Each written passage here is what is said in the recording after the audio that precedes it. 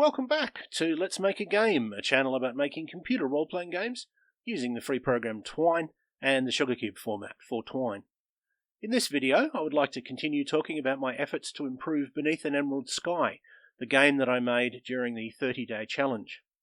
Last video, I talked about how and why I had changed the system for generating attributes. In this video, I'm going to talk about the code that makes those changes happen. We'll be looking at three passages: role attributes, which was already there but which I've changed significantly, and two new passages, balance attributes and choose attribute. We probably won't get to these two new ones in this video. So let's look at role attributes. The first thing we do is store the number of attributes in the temporary variable w. So we set w equal to attribute underscore name dot length minus 1. Now, this is probably an over-engineered way of doing this. I could probably have just set w equal to 7, which is the number of attributes, or even not had a value in w and just used the number 7 whenever the number of attributes was referred to, because I'm very unlikely to be changing the attributes at this stage. But doing it this way ensures that I have that option. It also ensures that I can carry this code across to a new game and I don't have to go through and change all the 7s to 6s, or whatever the number may be. Then we find the total number of points that we're going to have the attributes add up to.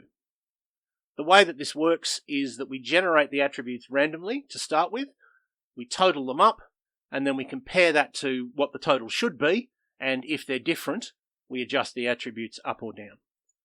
How many points you have depends on the character. If char is equal to 1, we set y equal to 10 times w, so 10 times the number of attributes, minus 4. If char equals 2, it's 10 times w plus 4, and otherwise it's 10 times w.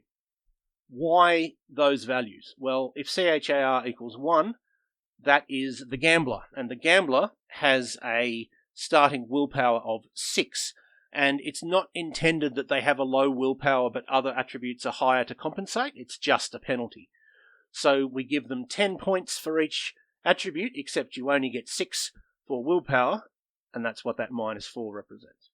Similarly, if char equals 2, that's the farmer, and the farmer has a starting stamina of 14, and again, it's not intended to be compensated for by other attributes being lower, so it's 10 times w plus 4. And otherwise, and the only other values that char can have are 3 and 4. That is the detective and the scientist. They get 10 times w.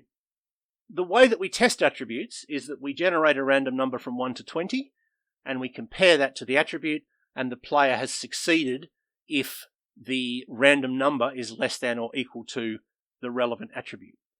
If we set the average attribute at 10, that means that the average chance of passing a given role, if the attributes haven't changed since the character was created, is 50%, which I think makes things optimally tense. You don't want to feel like you're never going to pass anything, and you don't want to feel like you're going to pass everything, so we'll set it at a default of 50%.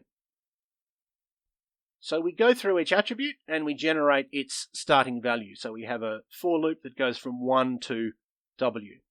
And there's a lot of special cases here, but most of the time it's going to be this default case, which is that attribute underscore value z is set to a random number between 3 and 18.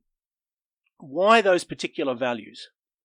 Having a minimum of 3 and a maximum of 18 instead of 1 and 20 means that you always have a slight chance of failing and a slight chance of succeeding. So there's always some unexpected result that can pop up.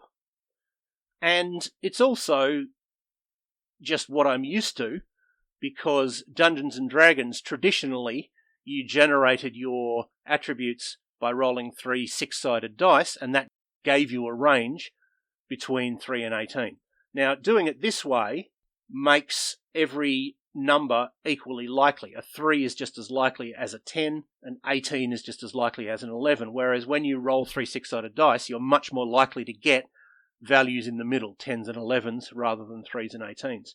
And that is good because, as I discussed in the last video, we want to have at least a couple of attributes that are very high or very low. We want to have variety between the different attributes, not have everything be sort of 3 or 4 points difference. Well, it looks like that's all that we have time for. So in the next video, we'll talk about the special cases, and then we'll go on with the rest of character creation. But I will leave it there for now. I hope that was useful or interesting to at least some of you, and I hope you will tune in next time.